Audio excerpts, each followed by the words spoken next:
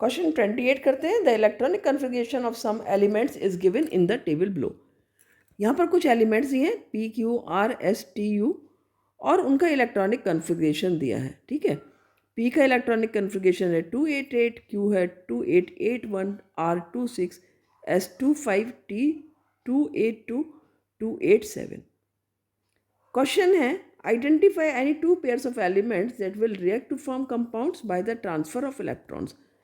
तो यहाँ पर देखो ट्रांसफर ऑफ इलेक्ट्रॉन से कौन से कंपाउंड बनेंगे, तो ये बनते हैं आपके आयनिक कंपाउंड्स जो कि ट्रांसफर ऑफ इलेक्ट्रॉन से बनते हैं।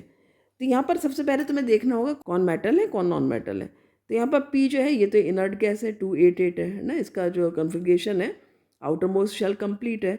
इसमें आउटर मोस्ट शेल में 1 है, ये मेटल है। और जो 26 है आर, ये नॉन मेटल है क्योंकि इसमें 6 है, तो ये हो गया आपका नॉन मेटल। फिर 25 भी नॉन मेटल है, 282 मेटल है और 287 भी नॉन मेटल है। तो इस तरह से पहले आपको ये देख लेना है। फिर ट्रांसफर ऑफ इलेक्ट्रॉन किस में होता है? आयनिक कंपाउंड्स में। आयनिक कंपाउंड्स में क्या होता है, एक मेटल होता है और दूसरा क्या होता है, नॉन मेटल होता है। लेफ्ट हैंड साइड हमेशा मेटल रहेगा, नॉन मेटल हमेशा राइट हैंड साइड रहेगा। तो हम देख सकते हैं यहाँ पर क्यू मेटल है, तो हमें कितने कंपाउंड बनाने हैं, एनी टू पेयर। तो एक पेयर हम बना सकते हैं क्यू और दूसरा हम ले सकते हैं यहाँ पर एक नॉन मेटल हमने ले लिया यू। ठीक है, 287, तो क्यू यू, एक तो ये बन गया आपका पेयर, राइट। एक पेयर क्या बन सकता है आपका, क्यू के साथ में आर भी बन सकता है, एक हो जाएगा आपका क्यू आर। ठीक है, एक क्यू यू बना दिया हमने और क्यू यू आर बना दिया, क्यू आर बना दिया। और इसी तरह से हम और भी पेयर बना सकते हैं। जैसे हमारे पास दूसरा मेटल है टी, तो हम एक ले सकते हैं टी और टी यू ले सकते हैं, और इसी तरह से हम टी और आर भी ले सकते हैं।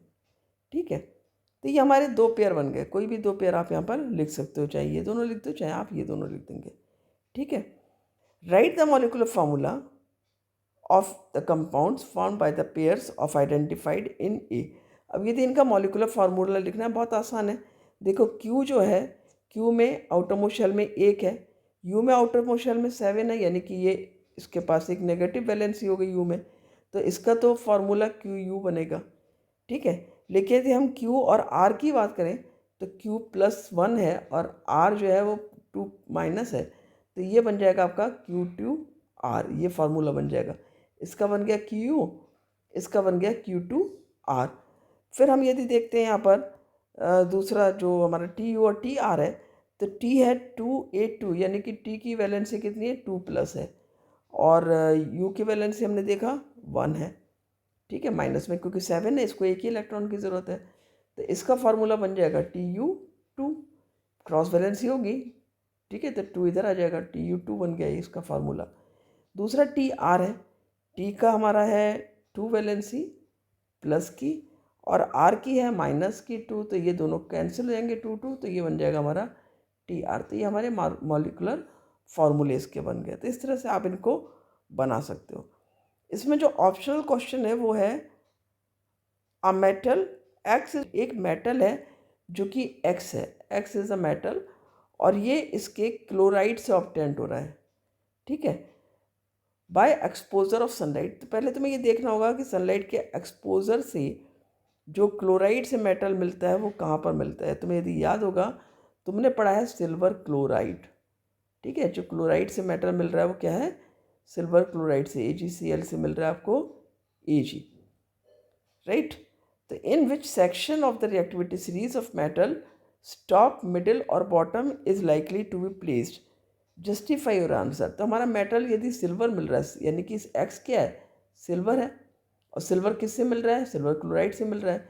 तो सिल्वर क्या है, लीस्ट रिएक्टिव मेटल है, तो ये कहाँ पर प्लेस होगा रिएक्टिविटी सीरीज में, बॉटम पर, क्योंकि जो रिएक्टिविटी सीरीज होती है वो होती है decreasing order of their reactivity, decreasing order of their reactivity. जितने मेटल्स की रिएक्टिविटी कम होती जाएगी उतना ही हम मेटल को नीचे लेते आएंगे। तो सिल्वर हमारा सबसे बॉटम पर प्लेस होता है।